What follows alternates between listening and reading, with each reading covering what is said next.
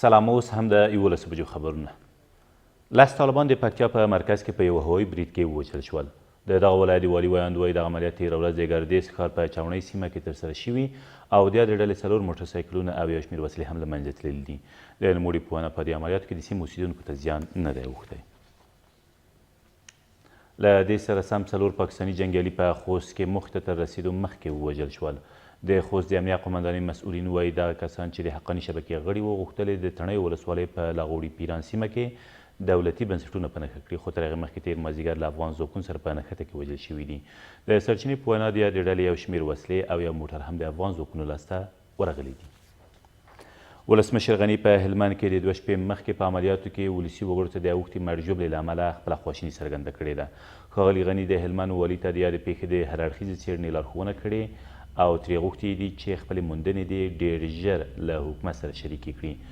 نوموړي په ډاګه کړې چې ملکي تلفات د جنګ له بدبختیو یوه ده چې حکومت ته د منلو او زغم وړ نه ده او باید د عملیاتو پر مهال د ملکي وګړو د تلفاتو د مخنیوي په موخه لا زیات تدابیر ونیول شي. 2 شپې مخکې د هلمند د موسی کلا ولسوالۍ په تختپل سیمه کې د واده پر مراسمو په یو هوایي برید کې څه باندې 40 ولسي وګړي وژل شوي او یو شمېر نور یې ټپیان دي. د پروان په جبل سراج ولسوالۍ کې پر نشه یي توکو یو روږدي کس خپله میرمن او 4 لوڼې وژلي دي. د جبل سراج ولسوال سیف الله بیدار وایي دغه پیښه تېر مازدیګر په میانګذر سیمه کې د کورنیو تاوتریخوالو له امله رامنځته شوې ده. د نوموړي په وینا بریدګر له پیښې وروسته د پولیسو له لوري نیول شوی دی. په کندهار کې یو نفوذي سرتیري 3 بهرني سرتیري په ډزو سره ټپیان کړل. په هیواد کې د بهرنیو ځواکونو د خبرپاڼې له مخې دغه پیښه تېر مازدیګر د کندهار په هوایي ډګر کې رامنځته شوې او بریدګر په ځوابیه ډزو کې وژل شوی دی.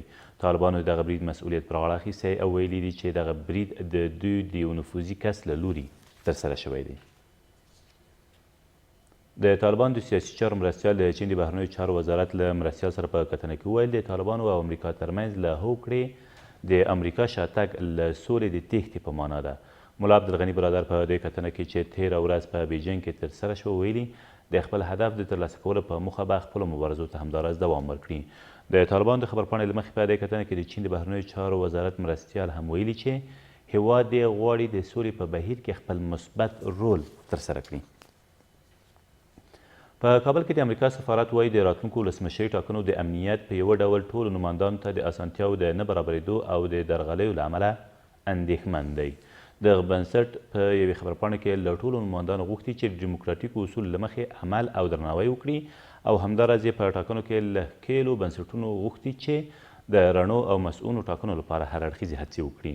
له بل لوري له ټاکنو ملاتړ ډله چې پکې اروپایي ټولنه، امریکا، برېټانیا، ناټو، استرالیا، سویډن، آلمان، جاپان او یوناما شامله ده هم ویلي چې د ولسمشري نمایندانو ته نه ښایي چې د ټاکنو پایلې د بېنظمۍ له لارې پر یوه بل ناورین بدل کړي.